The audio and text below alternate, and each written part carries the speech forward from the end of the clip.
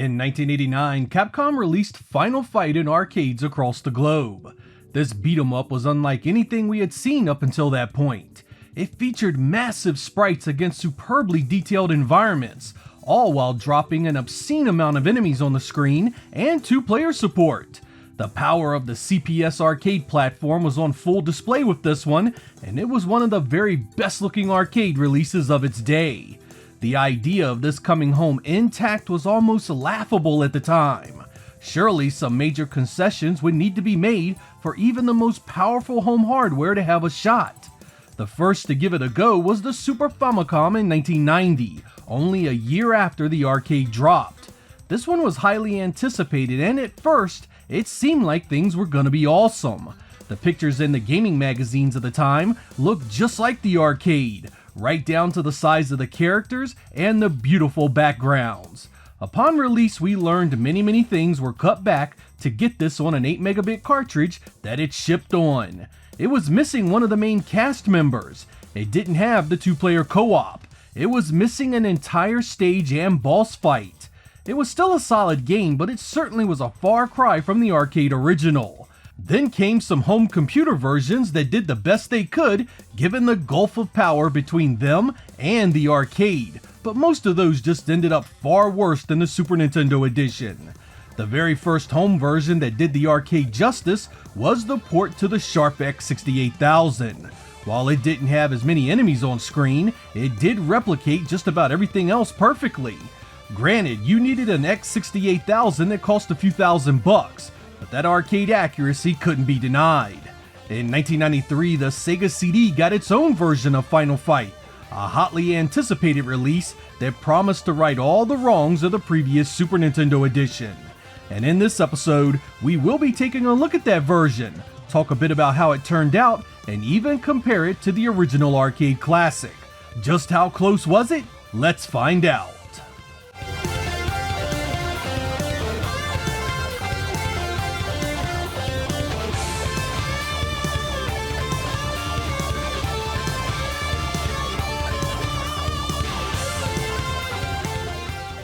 Our story begins with the hard-nosed mayor of Metro City, Mike Hager, getting a phone call that his daughter Jessica has been kidnapped by the Mad Gear Gang.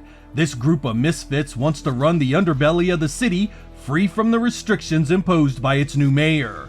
As Hager decides to make this fight his own personal mission to exact pain and destruction on Mad Gear and rescue his daughter. Along for the ride is Jessica's boyfriend Cody and their friend Guy, giving you 3 different options to face this battle. This is all told through an opening cinematic that is now fully voiced and includes some new art. The gameplay of Final Fight is pretty typical of the time.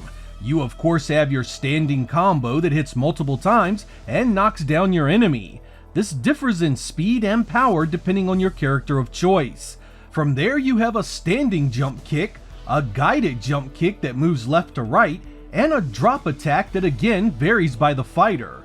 Cody and Guy have a flying knee, while Hager does a body splash. There's also a series of grapples and throws that vary between the 3, including a special pile driver maneuver specific to Hager. All 3 heroes have a desperation attack that clears out enemies around you, but beware that it takes a bit of your health every time you use it. There are also a few weapons you can add to your arsenal along the way. A knife that can be used up close or thrown, a sword, and a pipe. These weapons can give you a bit of extra reach and damage potential to even the odds. Be sure to break the items around you as well. Often you will find bonus valuables to add to your score, and even food that can replenish your life. At the top of the screen you will notice you have a life bar and a clock that governs the proceedings. Below your life bar you will find the life of the enemies you face as well. This is color-coded to show you how much vitality they possess, white, tan, and gray being the most potent, while blue and yellow are the lowest. The stages you battle across are set to a path of some of Metro City's worst areas, the slums, the subway, and even an industrial area full of dangers that can rob you of your precious life. Each of these stages ends in a boss encounter that usually means a much bigger bad guy that can unleash attacks that are much more difficult to avoid and do considerable more damage to you. The two-player co-op allows you and a friend to take on the entire adventure together, and since there are limited continues, you may need the help. Outside of the main story mode, there is also a time attack option that again is open to 2 players. This is sort of a survival mode where you face a deluge of enemies and defeat as many as possible. You fight against backdrops that are unique to this version of the game and not in the main mode. You are then graded on your performance by the number of enemies you subdued. This mode makes for a great multiplayer versus scenario as you can compete on enemy kills and you can impede the progress of your opponent.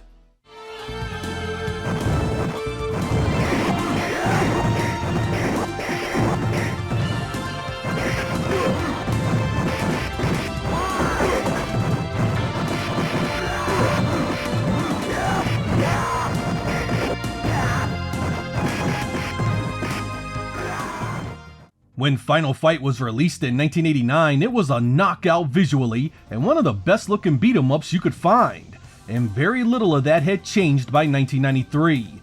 Few home console games competed with Final Fight's visuals, and even fewer had the gameplay to go along with it. That meant that even though games like Streets of Rage 2 had come along and done extremely well, Final Fight was still high up on the list of respectable additions to the genre. And the Sega CD did a heck of a job with the source material. While the lower color palette of the hardware gives many details a slightly washed out look and feel, this version of Final Fight was a graphical showpiece at the time. The sprites were large and looked just like their arcade counterparts. The walking animations were buttery smooth. The attack animations were pretty spot on. The bosses were massive. It had more on-screen enemies than the Super Nintendo version. It had the 2-player co-op. It had the look and feel of the stages. I mean, let's not beat around the bush here. Aside from that color loss, just look at this next to the arcade. The Sega CD did an outstanding job bringing this home visually. If you want an even closer representation, there is even a hack for it that adjusts the colors to get it even closer to the arcade. There can be moments of flicker and slowdown, but it comes and goes quickly and rarely ever impacts the gameplay. Mainly, you'll see it in the 2-player mode when there's crates and barrels around you. That leaves us with a visual presentation that is enviable considering how much weaker the Sega CD hardware was than the CPS original. The only version of this game that exceeds it from that time period is the previously mentioned X68000 release, which again took hardware that was far more expensive. This version would of course be thoroughly trounced by later console versions that were emulations of the arcade, but for 1993, this was a standout on a platform that had few games of its type.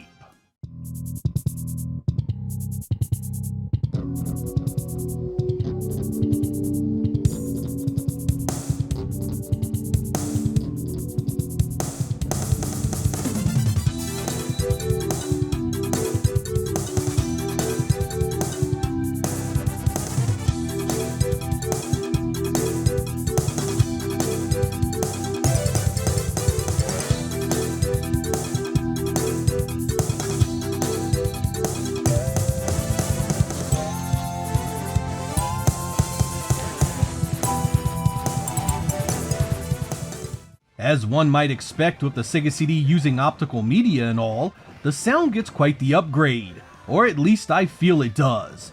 The grunts and groans of the arcade original are here, as are the impact sound effects from the punches, kicks, and throws. But it's the soundtrack that sees a major overhaul. It resembles the original arcade tunes, but it's now remixed heavily with new instruments and a jazzy upbeat flow. I've randomly picked a few of the stages to share some of these tracks, so let's have a listen and see what you think about them.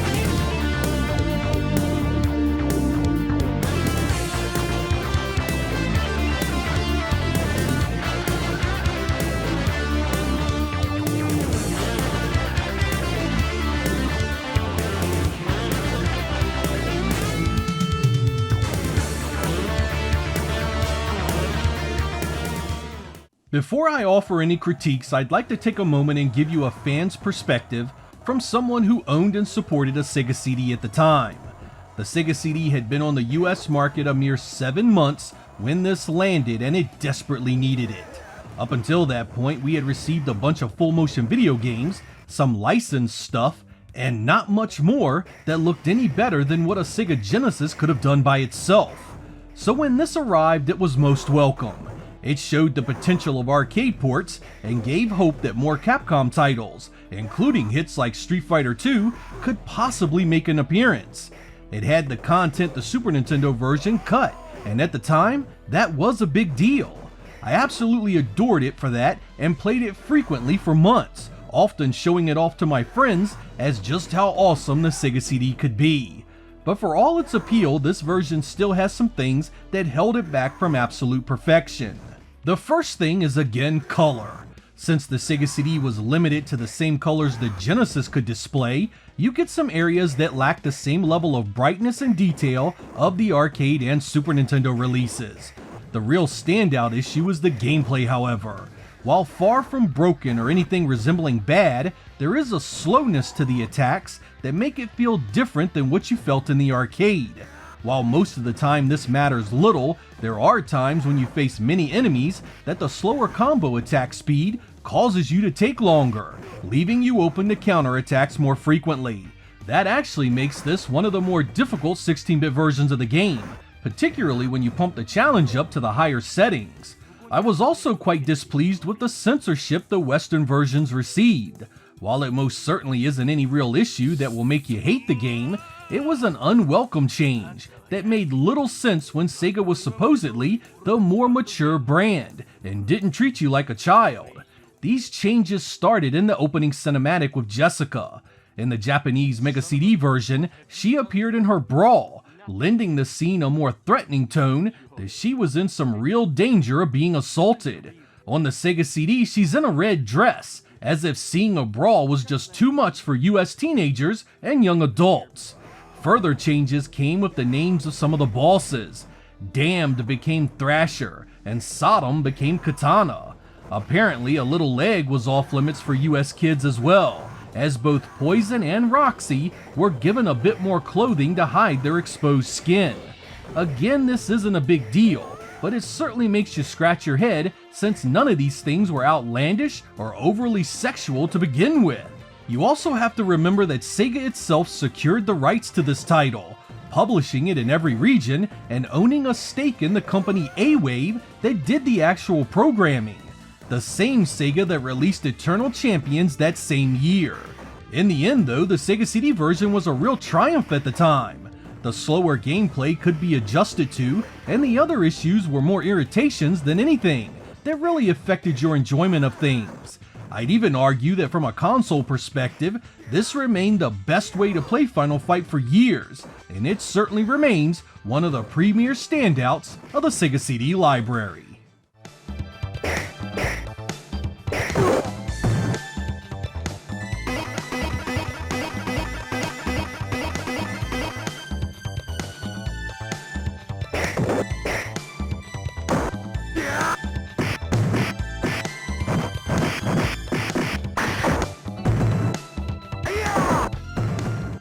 Perhaps the most interesting aspect of Final Fight CD's existence is the fact that Capcom had nothing to do with it. A-Wave handled the programming and did such an incredible job considering they were a tiny company.